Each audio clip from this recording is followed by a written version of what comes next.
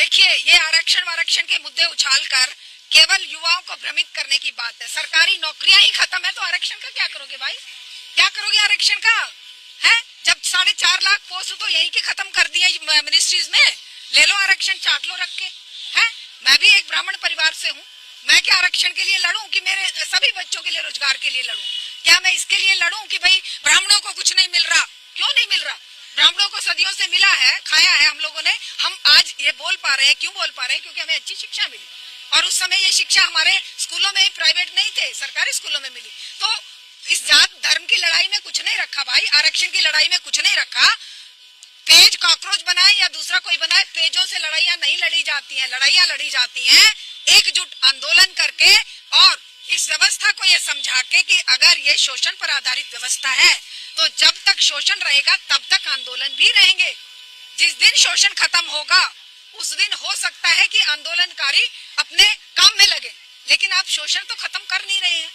आप कहीं पर किसानों पर लाठियां भांज रहे हैं, कहीं छात्रों पे भांज रहे हैं, कहीं पर महिलाओं पर, है ना। अभी वो पहलवान बेटियों का वो आ गया कि ब्रजभूषण शरण सिंह बरी हो गया।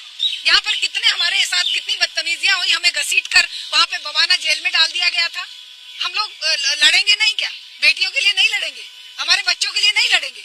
वो बेटियां भी तो आरएसएस वालों की भी हैं भैया, बीजेपी वालों की भी है, आसमान से नहीं टपकी है। सी वोटर का सर्वे आया है, जेन जी की पहली पसंद बन गए हैं मोदी जी। बिल्कुल बने, हमें कोई ऐतराज नहीं है, लेकिन पहली और दूसरी पसंद बनने से जन समस्याओं का समाधान नहीं होगा।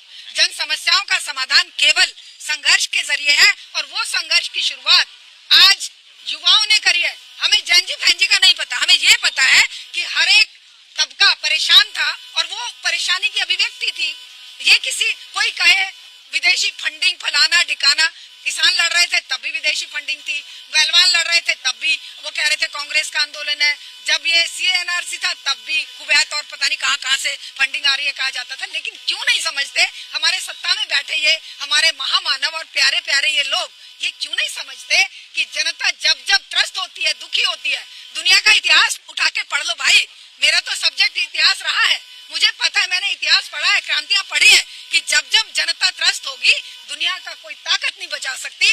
चाहे वो हिटलर तानाशाह था, चाहे वो अगर पुराणों में जाए तो युधिष्ठिर था, दुर्योधन था, कंस था, या कोई और रावण था, तो कोई बचा नहीं सकता। ये इनहेरेंट वीकनेसेस, इनहेरेंट जो पाप इंसान के होते हैं, सत्ता के इनहेरेंट पाप, जो शोषण पर आधारित सत्ता अगर समाज को सांस लेने की गुंजाइश नहीं छोड़ रही, रोजगार नहीं दे रही, समाज को, बेटियों को सुरक्षा नहीं दे रही, बच्चों को एजुकेशन नहीं दे रही, तो कौन बचाएगा इस व्यवस्था को? कोई नहीं बचा।